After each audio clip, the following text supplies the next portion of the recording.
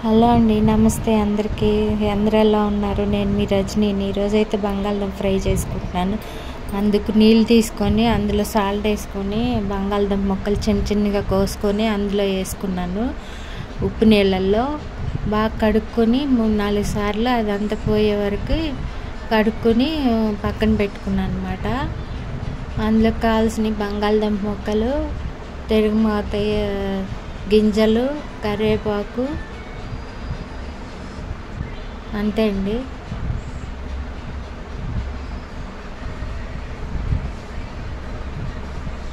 అదిగోండి కావాల్సినవి అవే. అయితే పొయ్యి మీద బాండీ పెట్టుకొని అందులో ఆయిల్ వేసుకుని, కొంచెం ఆయిల్ ఎక్కువే పడుతుంది, ఒక 4 టేబుల్ స్పూన్ ఆయిల్ వేసుకొని అందులో తిరుగుమాత గింజలు వేసుకొని కరివేపాకు వేసుకొని ఫ్రై చేసుకోవాలి. ఫ్రై అయిన తర్వాత కరివేపాకు వేసుకోవాలన్నమాట.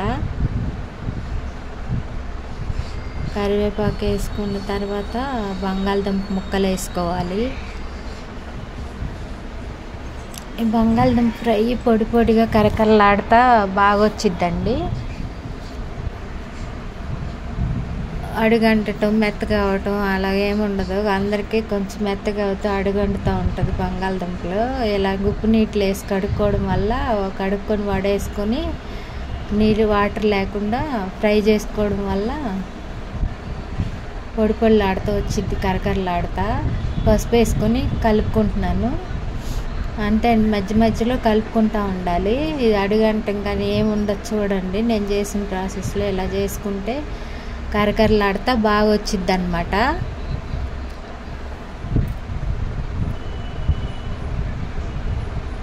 మీరు ఇలానే చేసుకుంటారా? ఎలా చేసుకుంటారు ఏంటి కామెంట్ చేయండి. నాకు నచ్చినట్టయితే లైక్ చేసి, షేర్ చేసి, సబ్స్క్రైబ్ చేయండి, నన్ను సపోర్ట్ చేయండి. నేను కొత్తగా ఛానల్ పెట్టాను కాబట్టి కొంచెం ఎంకరేజ్ చేయండి. నన్ను కూడా కొంచెం ముందుకు తీసుకెళ్ళండి. నాకు ఇంకా మంచి మంచి టేస్టీ వంటలు చాలా వచ్చు కాబట్టి అవి కూడా చేసి చిన్న ఎక్కువ లెంతీ కాకుండా చిన్న షార్ట్లోనే వీడియోస్ చేసి పెడతా ఉంటాను అన్నమాట. చూడండి, ఈ విధంగా చేసుకొని చూడండి. ఎవరైనా సరే, బ్యాచిలర్స్ అయినా ఎవరైనా వంట వాళ్ళైనా ఈజీగా చేసుకోవచ్చు. నా రెసిపీస్ నా టేస్ట్గా ఉంటాయి అని చెప్తూ ఉంటారు మా ఇంట్లో. కర్రీస్ అన్నీ మేము ఇదివరకు కర్రీస్ పాయింట్ కూడా పెట్టాము. కర్రీస్ కూడా బాగా సేల్స్ అవుతుంది. తర్వాత చేయలేక తీసేసాను అనమాట.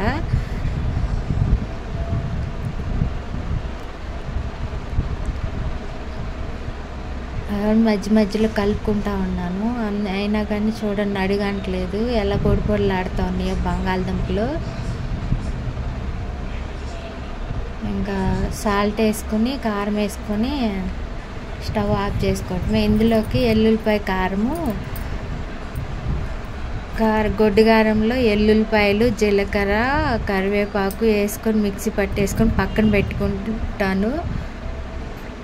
ఫ్రైల్లోకి ఆ కారము ఎల్లుల్లిపాయ కారము చాలా బాగుండిద్ది.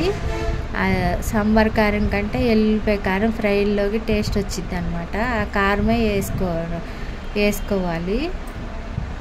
ఏ ఫ్రైలోకైనా సరే, దొండకాయ ఫ్రైలోకైనా సరే, ఏ ఫ్రైలోకైనా సరే ఎల్లుల్లిపాయ కారం వేసుకోవడం వల్ల ఫ్రైలు టేస్ట్గా ఉంటాయి అన్నమాట.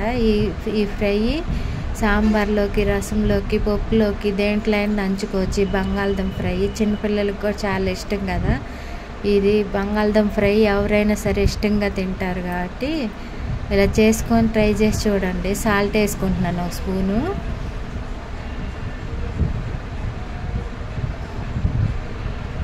కొంచెం కారం కూడా కొంచెం ఎక్కువ వేసుకోండి, ఎందుకంటే ఇది కొద్దిగా స్వీట్గా ఉంది కాబట్టి బంగాళదుంప కొంచెం కారం, ఉప్పు సరిపడా వేసుకొని కారం కొంచెం ఎక్కువ వేసుకున్నారంటే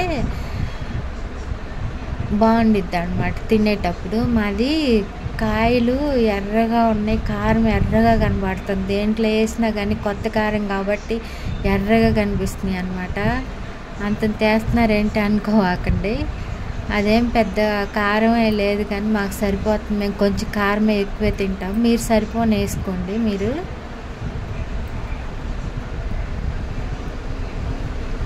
కారం కూడా ఇంట్లోనే మిరపకాయలు తొడాలు తీసుకొని కారం పట్టించుకుని ఇంట్లో వాడుకుంటే మంచిదండి. కారం కూడా ప్యాకెట్లు కొట్టులో కొనుక్కోవటం ఇవన్నీ మంచిది కాదు.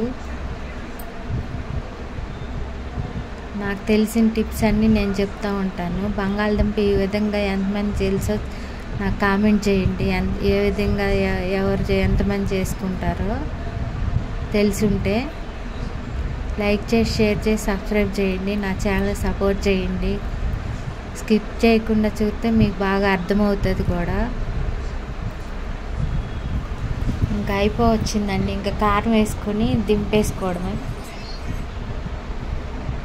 అదిగో చూడండి, ఆయిల్ ఎక్కువ అవటం కానీ అడుగంటం కానీ ఏమీ లేదు. చూడండి, మీరే చూస్తున్నారు కదా. మధ్య మధ్యలో కలుపుకుంటామండి. కొంచెం ఫ్లేమ్ కూడా హైలోనే పెట్టుకోవాలండి దీనికి, లేకపోతే సిమ్లో పెడితే మెత్తబడిపోతాయి ముక్కలు. అదే ఎల్లుల్లిపాయ కారం అనమాట. వేసుకుంటున్నాను నేను. వేసుకొని 1 నిమిషం ఆ ముక్కలకి అంత పట్టేదాకా ఫ్రై చేసుకున్నామంటే ఇంకా కరకరలాడుతా టేస్టీగా బంగాళదుంప ఫ్రై రెడీ అయిపోతుంది అనమాట. ఇవాళ వీడియో ఇంతేనండి. మళ్ళీ వీడియోలో మళ్ళీ కలుసుకుందాం. బాయ్ అండి.